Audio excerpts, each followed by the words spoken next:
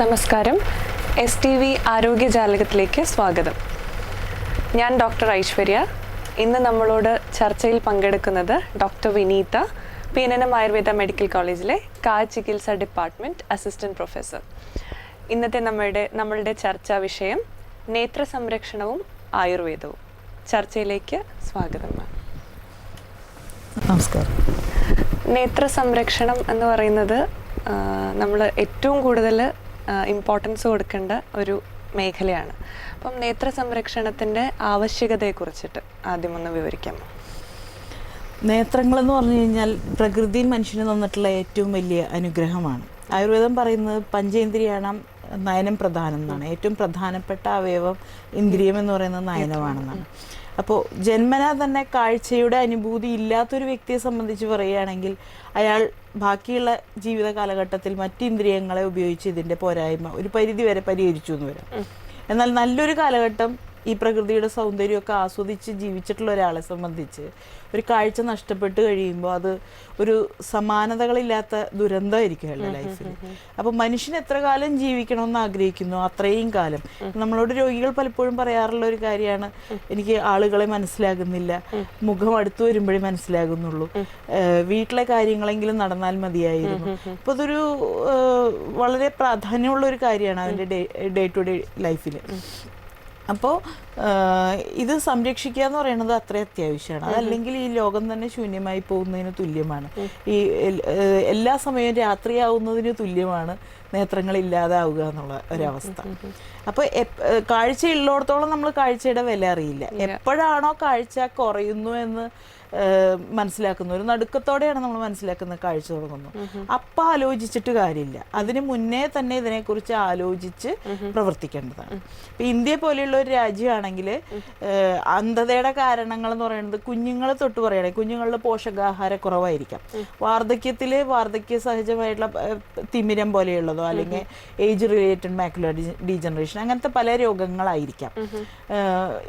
മധ്യവയസ്സിൽ ആ സമയത്തെ രോഗങ്ങളിൽ അല്ലെങ്കിൽ അവിചാരിതമായി വരുന്ന അണുബാധകൾ നമുക്കൊന്ന് പരിശ്രമിച്ചാൽ ഒഴിവാക്കാവുന്ന, ഒരു ശ്രദ്ധ കൊണ്ട് ഒഴിവാക്കാവുന്ന അപകടങ്ങൾ എന്നിവയൊക്കെ ആയിരിക്കാം. അപ്പം ഇതിനെ പരിഹരിക്കുക എന്നുള്ളത് ആദ്യമേ തന്നെ ആലോചിച്ച് ചെയ്യേണ്ട ഒരു കാര്യമാണ്. ആയുർവേദ ശാസ്ത്രത്തിൽ എങ്ങനെയാണ് നേത്ര സംരക്ഷണം എന്ന് പറയുന്നത്? നേത്ര സംരക്ഷണത്തെക്കുറിച്ച് പറയുകയാണെങ്കിൽ ആദ്യം തന്നെ നമ്മൾ രണ്ട് തലത്തിലാണ് ഇത് കാണുന്നത്. ആയുർവേദത്തിലെ ആരോഗ്യം എന്ന് പറയുന്ന ഒരു ഉത്കൃഷ്ടമായ കാഴ്ചപ്പാടാണ്. ആദ്യം തന്നെ എങ്ങനെ രോഗമില്ലാതെ സുഖമായി ജീവിക്കാം എന്നതിനെക്കുറിച്ചാണ് ആദ്യം പറഞ്ഞിരിക്കുന്നത്. അതിനുശേഷം മാത്രമാണ് പിന്നെ രോഗം വന്നു കഴിഞ്ഞാൽ ചികിത്സിക്കുന്നതും രോഗം വന്ന് ചികിത്സിച്ച് മാറിയതിന് ശേഷം വീണ്ടും വരാതിരിക്കുന്നതിന് കാര്യങ്ങൾ രണ്ടാമത്താണ്. അപ്പം ആദ്യം തന്നെ നമുക്ക് എങ്ങനെ നന്നായി ജീവിക്കാം എന്നുള്ള കാര്യങ്ങളിലേക്ക് നോക്കാം. അപ്പോൾ ഒരു തലേ ദിവസം രാത്രി കഴിച്ച ആഹാരം, ആ ആഹാരം എന്ന് പറയുന്നത് സമയത്ത് കഴിക്കണം, ആവശ്യമുള്ള അളവിൽ കഴിക്കണം, ആവശ്യമുള്ള ചേരുവകൾ ഉണ്ടായിരിക്കണം, അതായത് ബാലൻസ്ഡ് ആയിട്ടുള്ള ഡയറ്റ് ആയിരിക്കണം, ഉറങ്ങുന്നതിന് ആമ്പിൾ ടൈം മുന്നേ കഴിച്ചിരിക്കണം.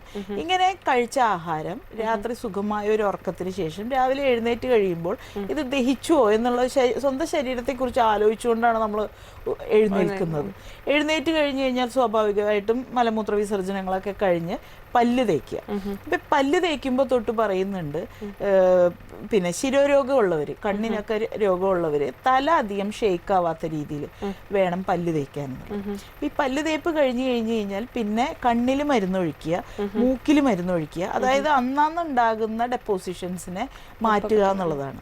അപ്പോൾ ഈ കണ്ണിൽ മരുന്നൊഴിക്കാൻ നമ്മൾ അതിന് തുല്യമാണ് നമ്മൾ സമാജത്തിൻ്റെ PNM അവൈലബിൾ ആയിട്ടുള്ള കൺമഷിയൊക്കെ സ്ഥിരമായിട്ട് ഉപയോഗിക്കുക. അന്നാന്ന് വരുന്ന അക്യുമുലേഷൻസിന് മാറ്റിയ ചെറിയ ചൊറിച്ചിൽ, വെള്ളം വരവ്, ഇങ്ങനത്തെ പ്രശ്നങ്ങളൊക്കെ പരിഹരിച്ചു പോകാവുന്നതാണ്. മൂക്കിൽ മരുന്നൊഴിക്കുന്നതിൻ്റെ പ്രസക്തി എന്താ വരുന്നതെന്ന് വെച്ചാൽ ശിരസിൽ കഫത്തിനുള്ള രോഗങ്ങൾക്ക് സാധ്യത കൂടുതലാണ്. അപ്പോൾ അന്നാന്ന് ആ കഫത്തിനെ ഒഴുക്കി കളയുക എന്നുള്ളതൊക്കെയാണ്. ഇതിന് ശേഷം വരുന്ന ഒരു പ്രധാനപ്പെട്ട കാര്യം കുളി എന്നുള്ളതാണ്. കുളിക്കുമ്പോൾ ശ്രദ്ധിക്കേണ്ട കാര്യങ്ങൾ എണ്ണ തേച്ച് കുളിക്കണം എന്നുള്ളത്. നിത്യവും എണ്ണ തേച്ച് കുളിക്കണം. എണ്ണ തേച്ച് കുളിക്കുമ്പോൾ തല, ചെവി, കാൽപാദങ്ങൾ ഈ 3 ഭാഗങ്ങളിലും വിശേഷിച്ചും എണ്ണ തേച്ച് കുളിക്കാൻ ശാസ്ത്രം പറയുന്നുണ്ട്. ഈ കാൽപാദങ്ങളുടെ പ്രത്യേകത എന്താണെന്ന് വെച്ചാൽ അവിടെ നിന്ന് 2 പ്രധാനപ്പെട്ട ഞരമ്പുകൾ കണ്ണിലേക്ക് പോകുന്നുണ്ട്. അപ്പൊ കാലിൽ കൊടുക്കുന്ന ലേപനങ്ങൾ, കാലിൽ കൊടുക്കുന്ന തലോടലുകൾ, കാലിൽ എണ്ണ തേക്കുന്നത്, ഇതൊക്കെ കണ്ണിനെ കാഴ്ചയെ വളരെയേറെ സഹായിക്കും. അപ്പോൾ നേത്രരോഗമുള്ളവര് അല്ലെങ്കിൽ ശിരോരോഗമുള്ളവര് പരമാവധി തല കുളിക്കുന്നത് ഒഴിവാക്കേണ്ടതാണ്. അതേമാതിരി തന്നെ തലയിൽ കുളിക്കുമ്പോൾ പ്രത്യേകം ശ്രദ്ധിക്കേണ്ട ഒരു കാര്യമാണ് സമയത്തിന് കുളിക്കുക എന്നുള്ളത്. അതായത് വല്ലാണ്ട് വേർതിരിക്കുമ്പോൾ കുളിക്കരുത്. ഇന്ന് ഈ നേരത്ത് കുളിച്ചു, നാളെ വേറൊരു നേരത്ത് കുളിച്ചു, അങ്ങനെയുള്ള ശീലങ്ങൾ ഒഴിവാക്കുക എന്നുള്ളത്. പിന്നെയുള്ള ഒരു കാര്യം എന്ന് പറയുമ്പോൾ തലയിൽ ചൂടുവെള്ളത്തിന്റെ ഉപയോഗം. ആളുകൾക്ക് പലർക്കും അറിയാത്തൊരു കാര്യമാണ് തലയിൽ ചൂടുവെള്ളം ഒഴിക്കാൻ പാടില്ല എന്നുള്ളത്. തലയിൽ ചൂടുവെള്ളം ഒഴിച്ചു കഴിഞ്ഞു കഴിഞ്ഞാൽ കണ്ണിനും മുടിക്കും കേടാണ്. അപ്പൊ കുളിയുടെ കാര്യങ്ങൾ അതാണ്. പിന്നെ വ്യായാമം, നമ്മൾ എത്ര തന്നെ ജോലി ചെയ്യുന്ന ആൾക്കാരായാലും ഒരു നിശ്ചിതമായ സമയം വ്യായാമത്തിന് മാറ്റിവെക്കണം. വ്യായാമം ചെയ്യുമ്പോഴാണ് നമ്മൾക്ക് കൃത്യമായ ദഹനം, വെയിറ്റ് കൃത്യമായിട്ട് മെയിൻറ്റെയിൻ ചെയ്യാം. ശാരീരിക പ്രവർത്തനങ്ങളൊക്കെ എപ്പോഴും റെഡി ടു വർക്ക് ആയിരിക്കുക ബോഡി. ഇത്രയും കാര്യങ്ങൾക്ക് തയ്യാറായിരിക്കുന്നു. ഇപ്പൊ വ്യായാമം ഒരു പ്രധാനപ്പെട്ട കാര്യമാണ്. പിന്നെ ഒരു പ്രധാനപ്പെട്ട കാര്യം എന്ന് പറയുന്നത് നമ്മുടെ കുറെ ആചാരങ്ങളാണ്. അതായത് നമ്മളെ കുറെ ശീലങ്ങൾ. പുറത്തു പോകുമ്പോൾ കൊട, ചെരുപ്പ് മുതലായവ കൃത്യമായിട്ട് ഉപയോഗിക്കുക. തുമ്മുകയൊക്കെ ചെയ്യുമ്പോൾ മുഖം മറച്ചുകൊണ്ട് ചെയ്യുക.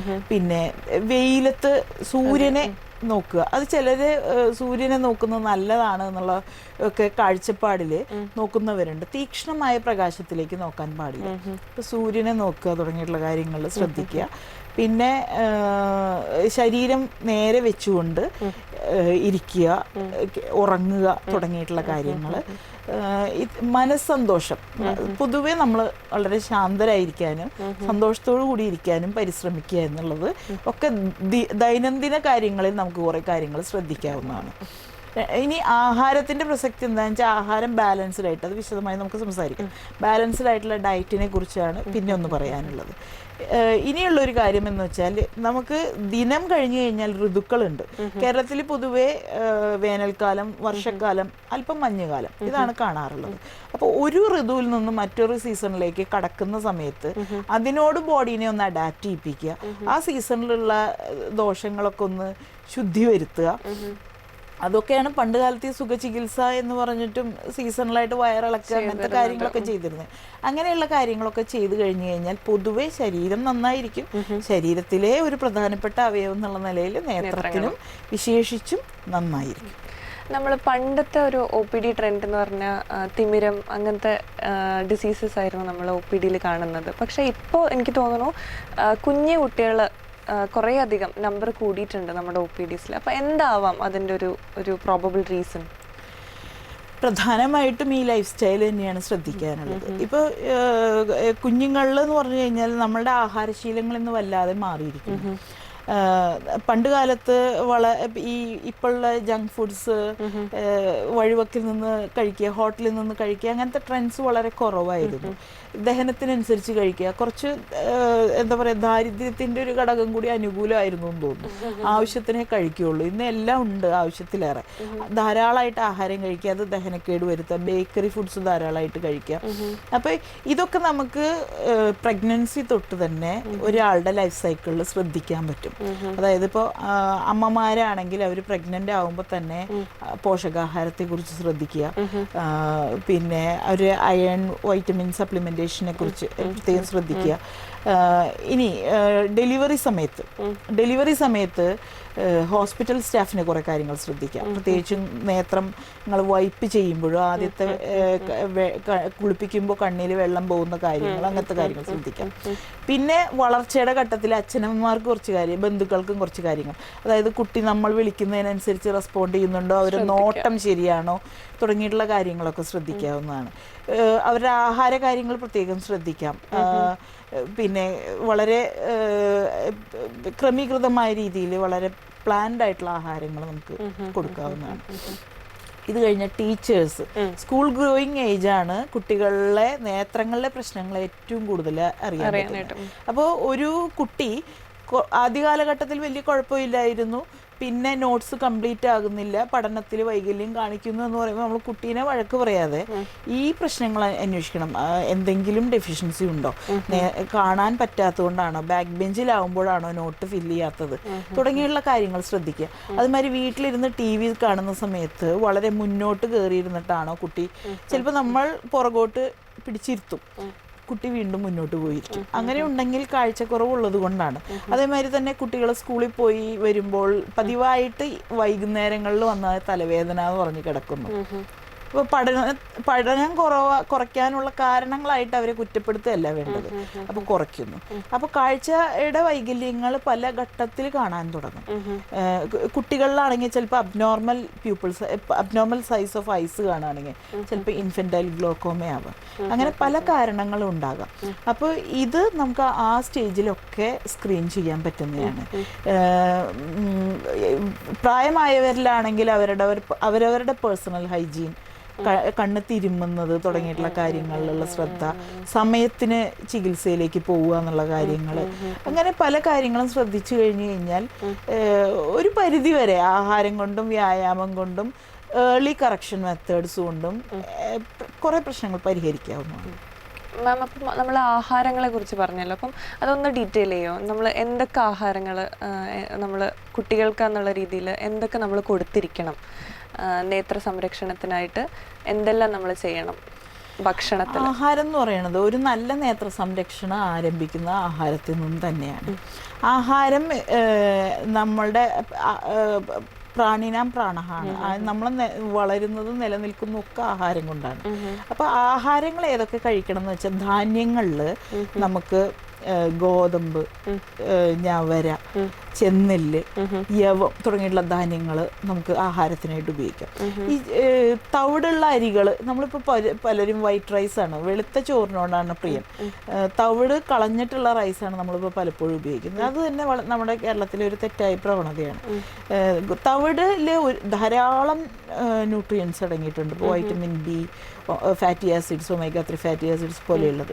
ഇതെല്ലാം തന്നെ നമ്മുടെ പൊതുവെ ശരീരത്തിനും നേത്രത്തിനും വളരെ പ്രധാനപ്പെട്ടത്. അപ്പോൾ ധാന്യങ്ങളിൽ ഈ വക ധാന്യങ്ങൾ ഉൾപ്പെടുത്തുക. ഇലക്കറികൾക്ക് നല്ലൊരു റോളുണ്ട്. കാരണം എന്താ വെച്ചാൽ കണ്ണിന് ഏറ്റവും ആവശ്യമുള്ള വൈറ്റമിൻസ് വൈറ്റമിൻ എ, ഇ തുടങ്ങിയിട്ടുള്ളവയാണ്.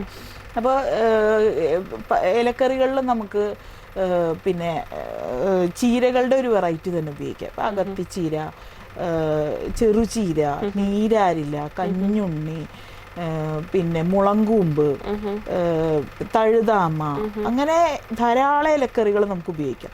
പിന്നെ കുറച്ചൊരു ഓറഞ്ച് കളറൊക്കെ വരുന്ന തരത്തിലുള്ള പച്ചക്കറികൾ, അതായത് ക്യാരറ്റ്, പപ്പായ തുടങ്ങിയിട്ടുള്ള പച്ചക്കറികൾ. പിന്നെ പഴവർഗ്ഗങ്ങളിൽ ഓറഞ്ച്, മുന്തിരി, നെല്ലിക്കയുടെയൊക്കെ ഉപയോഗം പ്രത്യേകിച്ചും എടുത്തു പറയേണ്ടതാണ്. പച്ചക്കറികളിൽ പടവലം, കയ്പ്പയ്ക്ക, ക്യാരറ്റ്, നേരത്തെ പറഞ്ഞ മാതിരി ഇങ്ങനെ ഉള്ള ആഹാരങ്ങൾ പരമാവധി ഉൾപ്പെടുത്താൻ ശ്രമിക്കുക.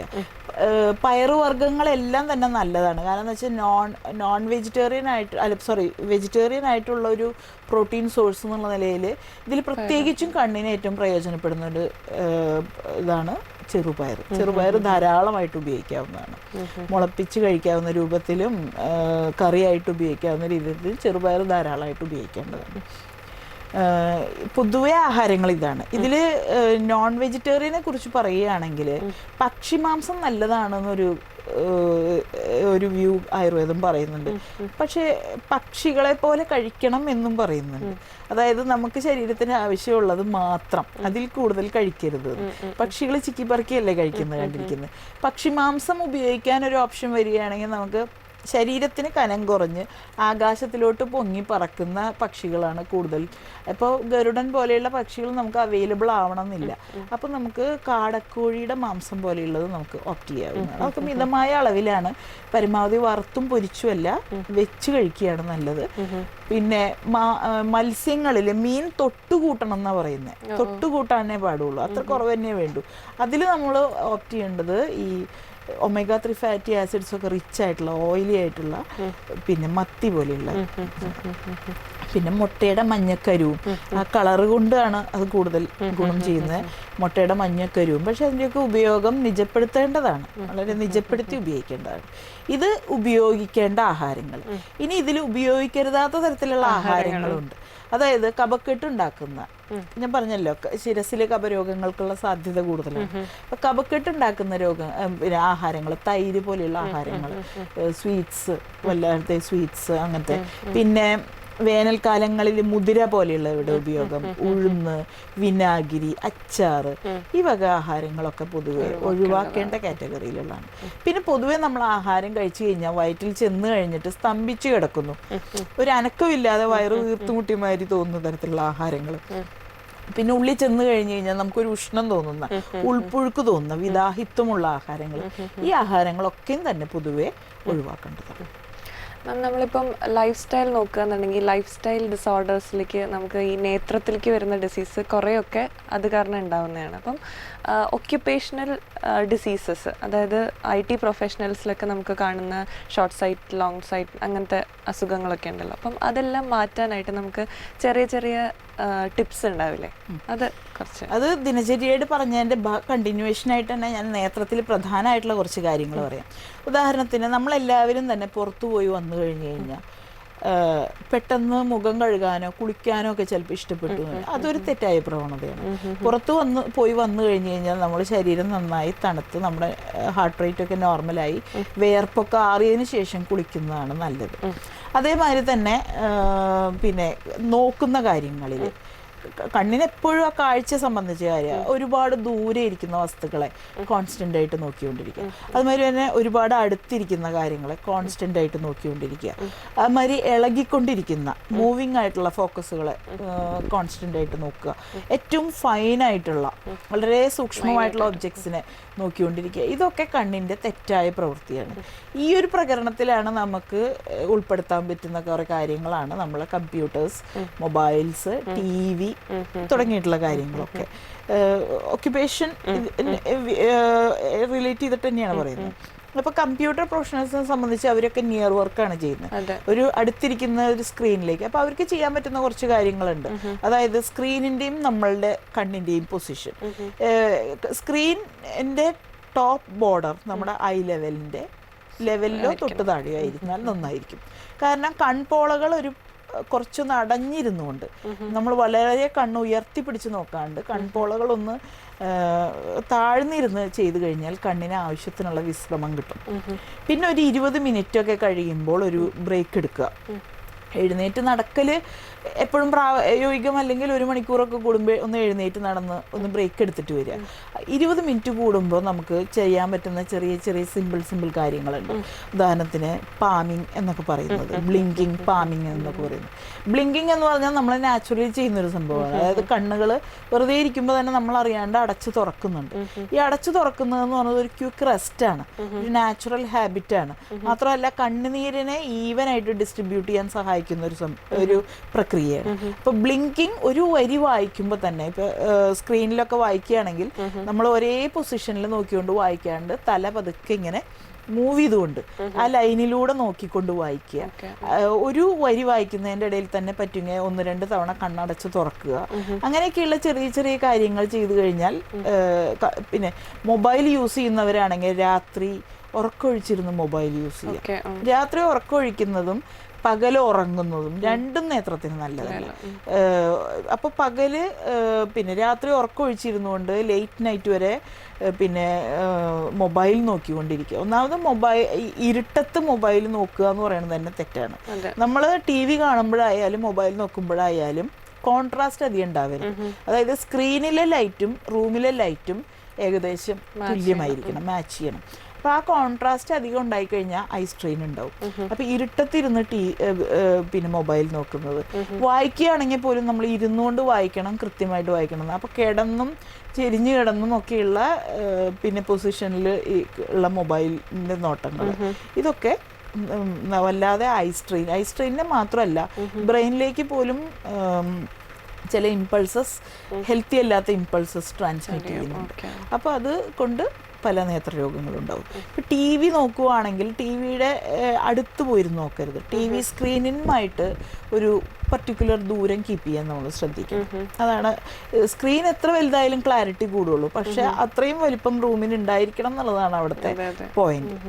അപ്പോൾ അത് റിലേറ്റഡ് ആയിട്ട്. പിന്നെ ഇനി വിദ്യാർത്ഥികളെ സംബന്ധിച്ച് എന്ന് പറഞ്ഞു കഴിഞ്ഞാൽ അവർ വായിക്കുന്നത്, എഴുതുന്നത്, അതൊക്കെ സ്കൂൾ ഗോയിങ് ഏജിൽ നേരത്തെ പറഞ്ഞ മാതിരി ടീച്ചേഴ്സ് അതിന് പ്രത്യേകം ട്രെയിനിങ് കൊടുക്കേണ്ടതാണ്.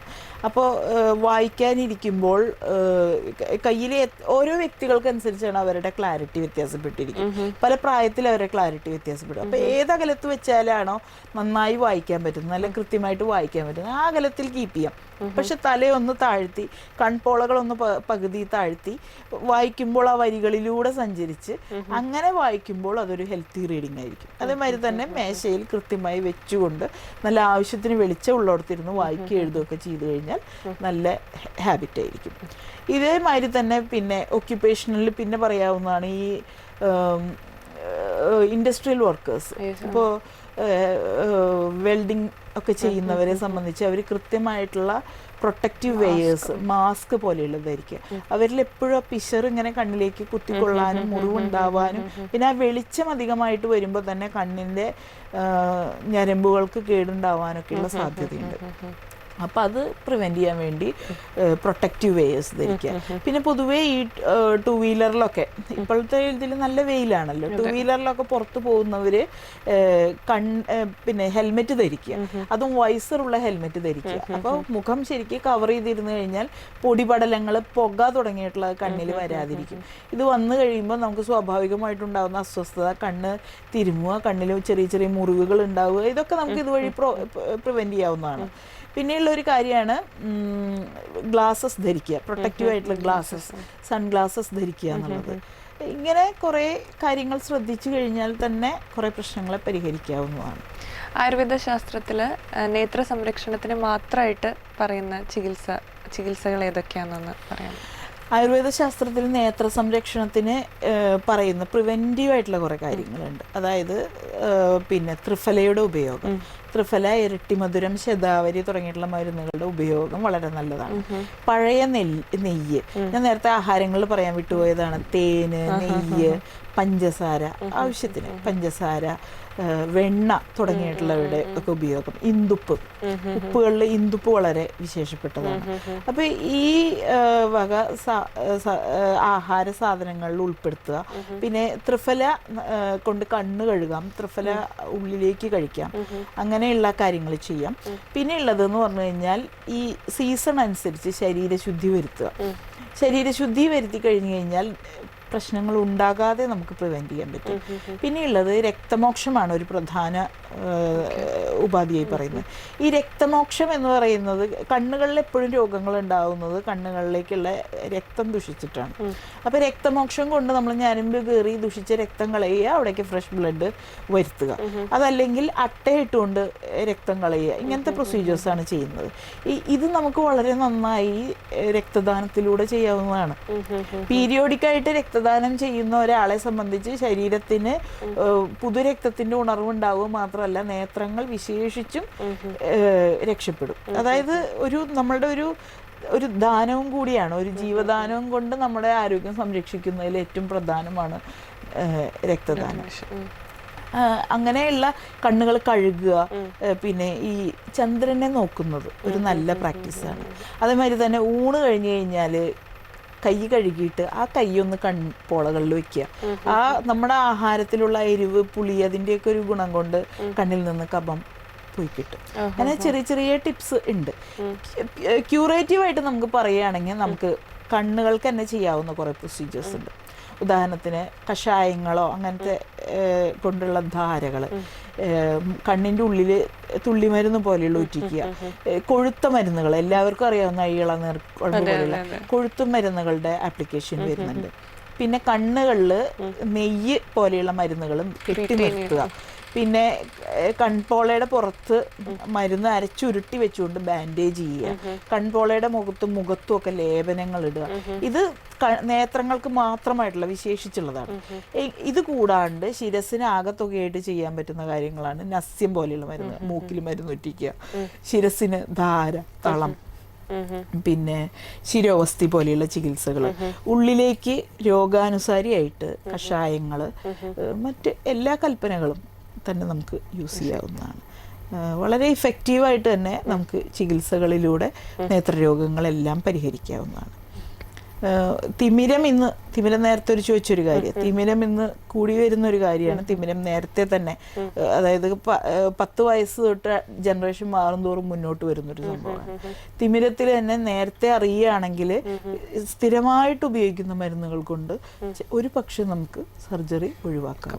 ആയുർവേദ ശാസ്ത്രത്തിന്റെ ഒരു ഭാഗം എന്നുള്ള രീതിയിൽ മാമിന് എന്താണ് ഒരു സന്ദേശം കൊടുക്കാനുള്ളത് പൊതുജനങ്ങൾക്ക്?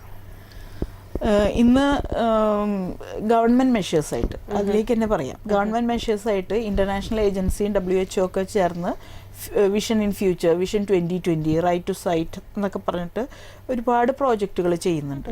അതിൽ ചെയ്യുന്ന എന്താണെന്ന് വെച്ചാൽ ഒരു അവോയ്ഡബിൾ ആയിട്ടുള്ള കാരണങ്ങൾ, അതായത് അന്ധതയിലേക്ക് എത്തും എന്നുള്ള കാരണങ്ങളിൽ നമുക്ക് ഒഴിവാക്കാൻ പറ്റുന്നവയെ പരിഹരിക്കുക. പിന്നെ എന്തായാലും എത്തി എന്നുള്ളവർക്ക് അവർക്ക് ഫുൾ പൊട്ടൻഷ്യൽ കൊടുത്ത് അതിൽ നിന്ന് രക്ഷപ്പെടാനുള്ള വഴികൾ ചെയ്തു കൊടുക്കുക. ഇതാണ്. അപ്പോൾ ആദ്യത്തെ ഭാഗം എന്ന് പറഞ്ഞു കഴിഞ്ഞാൽ അത് ഏറ്റവും കൂടുതൽ ഈ പറയുന്ന പിന്നെ കാരണങ്ങൾ, അന്ധതയുടെ കാരണങ്ങൾ, പ്രിവെൻറ്റബിൾ ക്യൂറബിൾ എന്ന് പറഞ്ഞിട്ട് രണ്ടായിട്ട് പറയുന്നുണ്ട്. പ്രിവെൻറ്റബിളിൽ വരുന്നതാണ് ഇപ്പോൾ ഈ വൈറ്റമിൻ എ ഡെഫിഷ്യൻസി കൊണ്ടുണ്ടാകുന്ന അന്ധതയൊക്കെ. ക്യൂറബിൾ എന്ന് പറയുന്നത് സർജിക്കൽ കറക്ഷനിലൊക്കെ വരുന്ന കുറേ കാര്യങ്ങളൊക്കെയാണ്. ഇത് രണ്ടും പ്രിവെൻറ്റ് ചെയ്യാൻ വേണ്ടി പറ്റുന്ന കാര്യങ്ങളാണ് നമ്മളിപ്പോൾ ഈ ആയുർവേദത്തിലൂടെ പറഞ്ഞത്. ഒരു ദിനചര്യയിലൂടെയും ഒരു ഋതുചര്യയിലൂടെയും ചില കാര്യങ്ങൾ ശ്രദ്ധിക്കുന്നതിലൂടെയും നമ്മുടെ ശരീരത്തെ ഒന്ന് സ്നേഹിക്കുന്നതിലൂടെയും ഒക്കെ ഇതൊക്കെ പ്രിവെൻറ്റ് ചെയ്യാമെന്ന് തന്നെയാണ് പറയുന്നത്. അപ്പോൾ ശരിക്കും പറഞ്ഞു കഴിഞ്ഞാൽ ഇതൊരു ബോധവൽക്കരണമായിട്ട് കൂടുതൽ പ്രചരിപ്പിച്ചു കഴിഞ്ഞു കഴിഞ്ഞാൽ ആയുർവേദ ശാസ്ത്രത്തിലൂടെ നമുക്ക് അന്ധതയെ വലിയൊരു അളവ് വരെ പരിഹരിക്കാൻ പറ്റും. അപ്പോൾ ജനങ്ങളെല്ലാവരും തന്നെ നമ്മുടെ കണ്ണുകളെ വിലപ്പെട്ട ഗിഫ്റ്റായിട്ട് തന്നെ, ഭഗവാന്റെ ഗിഫ്റ്റായിട്ട് തന്നെ കരുതിക്കൊണ്ട് സംരക്ഷിക്കാൻ വേണ്ടി എപ്പോഴും ശ്രദ്ധിക്കേണ്ടതാണ്. ഇന്നത്തെ ആരോഗ്യജാലകം ഇവിടെ പൂർത്തിയാകുന്നു. അടുത്ത എപ്പിസോഡിൽ വേറെ ഒരു ഡോക്ടറുമായി നമ്മൾ ചർച്ച തുടരും.